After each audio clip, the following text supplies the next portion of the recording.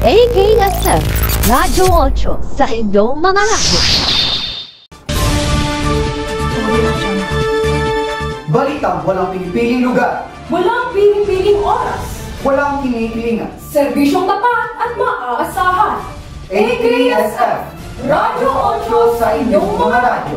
Miyembro ng KBP Kabataang Broadcaster ng Pilipinas. Mula sa bulwagang pambalita, narito ang tamba ng pinagkakatiwalaan, Felix Sabugoy at Sherwin Rojo. Magandang hapon, Fel. Magandang hapon rin sa iyong partner. Narito ang mga isyong tinututukan mula sa iskinita at sa ibayong dagat. Mga balita ng papanahon. Mga isyong naglilipad na ibabalita ngayon. AKSF Radyo 8 sa inyong mga radyo. Makatotohan ng boses kabataan. Boses! Boses! Boses kabataan! Sa mga tampo at batang balita, pagsasabuhay ng mahusay na pamumuno ang pundasyon ng epektibong pamumuno. Pagtatag ng trabahong pangkat sa korporasyon, susi sa pandaigdigang ekonomiyang hamon. Mga katangian at halaga ng isang mahusay na samaang pangtrabaho, susi sa tagumpay sa negosyo. Usapin na tungkol sa kung sino nga ba dapat ang siyang nasa trono sa isang kumpanya, alamin. Mga katangian ng epektibong estratehiya sa pamumuno, ihahati. Mga halagang aspeto sa pagdesisyon sa pinakamataas na antas ng pamamahala sa isang korporasyon, alamin. Mga katangian ng mataas na tagumpay ng isang grupo, pinag-aralan ng mga eksperto. Pagpili ng mga miyembro ng korporasyon sa corporate team, gaano nga ba kahalaga? Pagpapalakas ng pamumuno sa organisasyon, susi sa pag-unlad at tagumpay ng organisasyon. Kahalagahan ng pagganap ng mga pamamahalang pangkat sa mga korporasyon at ng kanilang epekto sa tagumpay ng negosyo.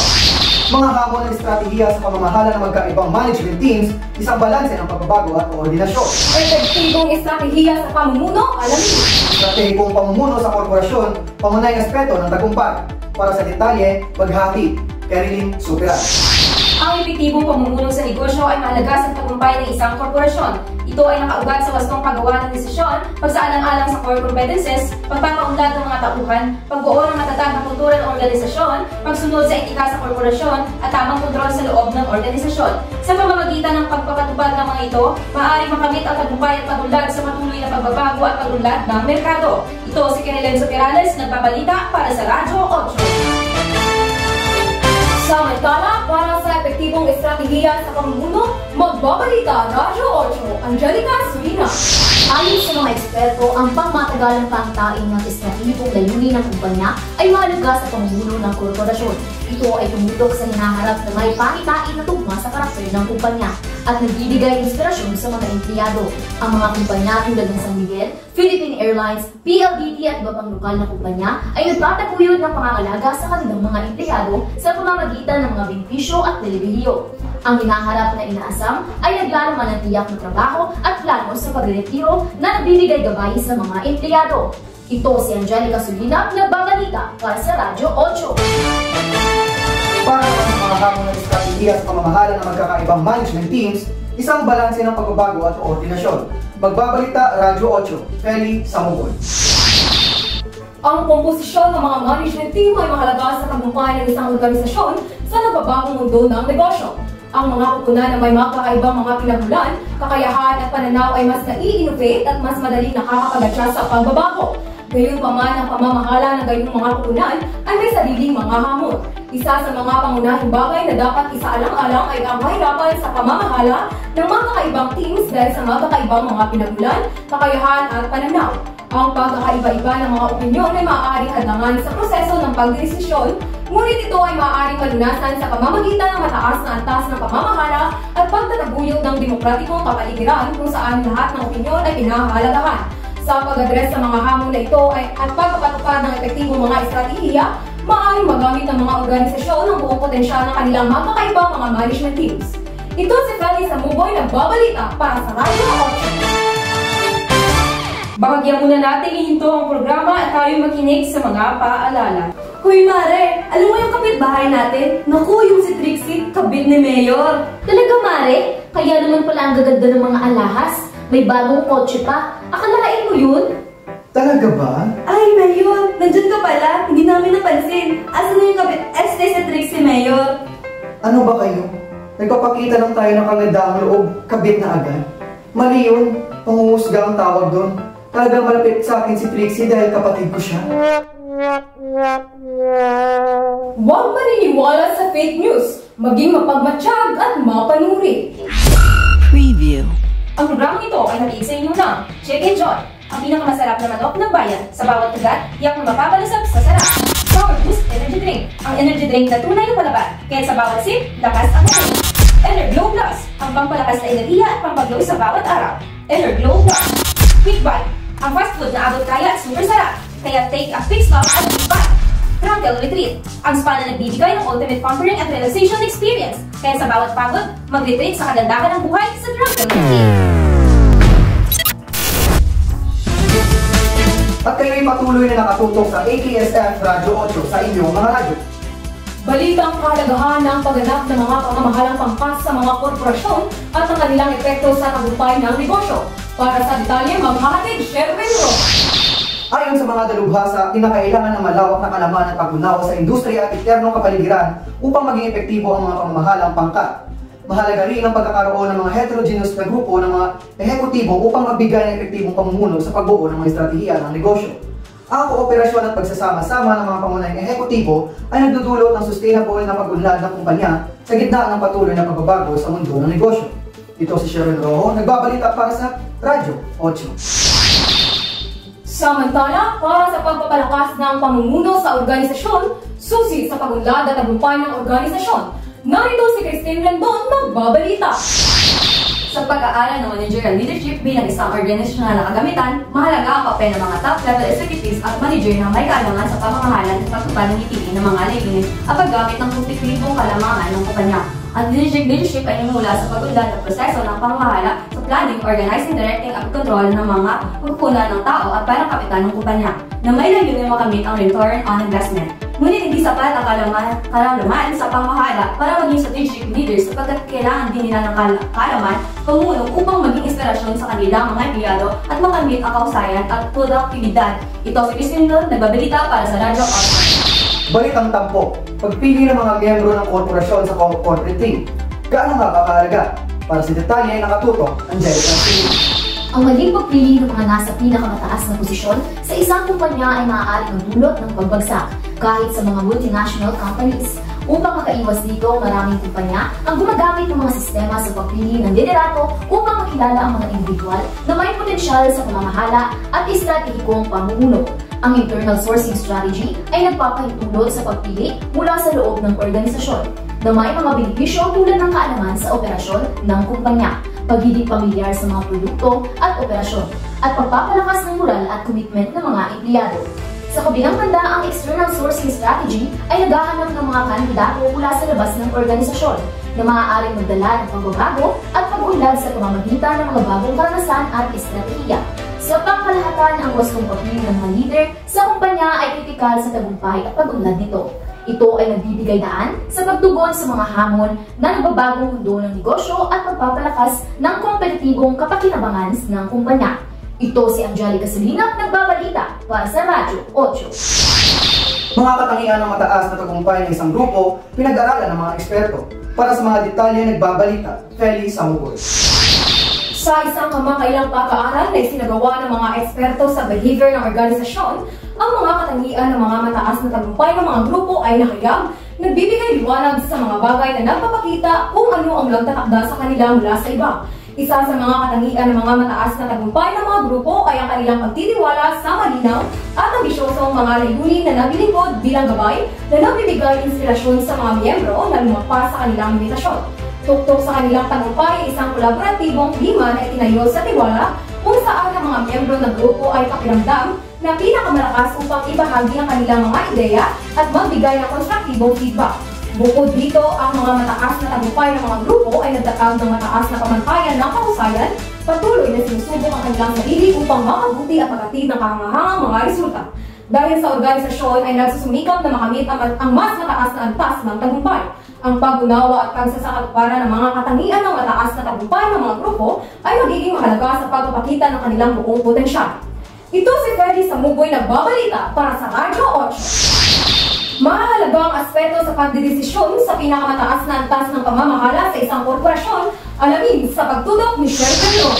Sa mga desisyon na ginagawa sa pinakamataas na antas ng pamamahala, tatlong mahalagang aspeto ang dapat pagtuunan ng pansin na may kinalaman sa operasyon ng kumpanya.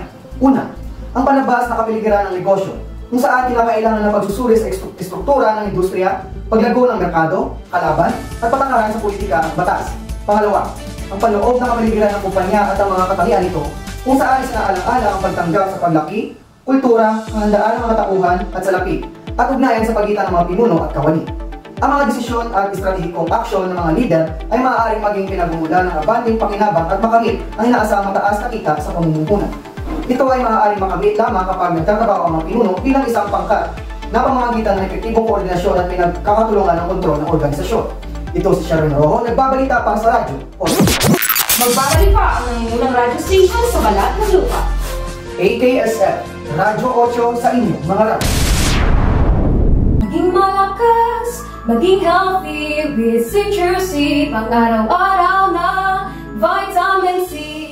Citrus C Vitamin C ay hindi gamot at hindi pwedeng gamitin panggamot sa anumang uri ng sakit. Mabibili sa lahat ng mga suking butika sa inyong lugar. No approved therapeutic name. Natatakot dahil sa mabawang amoy ng iyong kilikili? Worries no more! FreshGuard Deodorant is at your service. May antiperspirant active ingredients na nagpapahinto ng pawis sa pamamagitan ng pag-block ng mga pores. Fragrance na nagbibigay ng amoy upang mapanatili ang kaginhawaan sa pang-araw-araw. At astringents na nagpapahigpit ng balat at nagbibigay ng proteksyon laban sa amoy ng pawis. Stay fresh, stay confident with FreshGuard Deodorant. Uminom at mamangha sa bisa at epektibo ng Hydrate Capsule.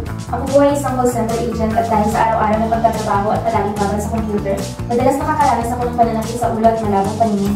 Minsan, hindi na ako nakapag-focus sa aking trabaho. At dahil sa araw-araw na pag-inom ko ng Hydrate Capsule, ay nawala ng paglalabo ng paningin ko at nakapagtrabaho na ako ng maayos dahil ko pa ang nawala ng katarata. Hydrate Capsule. Available in Mercury Drug at sa lahat ng mga suking butika sa inyong lugar. No approved therapeutic claim. Magbabalik na ang AKSF Radio 8 sa inyong mga radyo. Magbabati ng mga balitang nakapanahon. AKSF. Mga katangian ng epektibong estratehiya sa pamumuno, ikakati ni Christine Rendon. Pag-usapan naman natin ang katangian ng epektibong mga leader sa larangan ng estratehiya. Bilang epektibong leader, una kailangan handang gumawa ng tapat at matapang na mga desisyon na maaaring mahirap ngunit kailangan gawin. Pangalawa, may kaalaman sa kasalukuyang kalagayan ng organisasyon.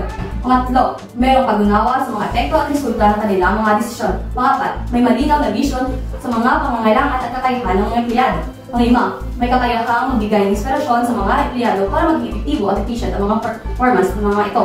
Pang-anim, dapat marunong makinig at makakaalam sa tamang paraan sa pagkuha ng feedback mula sa mga kapwa leader at supervisor. Pang-pito, kailangan kayang magtatag ng matibay na partnership sa loob at sa labas ng organisasyon. Pang-walo, at panghuli sa lahat, ang isang leader ay dapat magaling sa pagkomunikasyon upang mabilis at efektibo ang pagpapatupad ng kanilang strategic vision. Ito si Chris Lindon, nagbabalita para sa Radyo 8. Usapin patungkol sa kung sino nga ba dapat ang siyang nasa trono sa isang kumpanya, alamin natin yan sa pagtutok ni Angelica Surina. Mayroong mga tagapayo na nagsasabing dapat lamang na ang mga miyembro ng Board of Directors ang may kontrol sa mga halagang desisyon sapagkat sila ang nagpapasya para sa ikabubuti ng kumpanya. Ngunit hindi rin maiiwasan ng mga pananaw na nagpapahiwatig ng punong ehekutibo at kanyang mga kaalyado sa pamunuan ang tunay na may kapangyarihan, lalo na kung sila ay may hawak na karamihang share sa kumpanya. Ang ganitong pagkakaroon ng kapangyarihan ng punong ehekutibo at mga kaalyado sa board ay maaaring magdulot ng positibo kung ang mga ito ay mayroong tunay na kaalaman at interes sa ikabubuti ng kumpanya.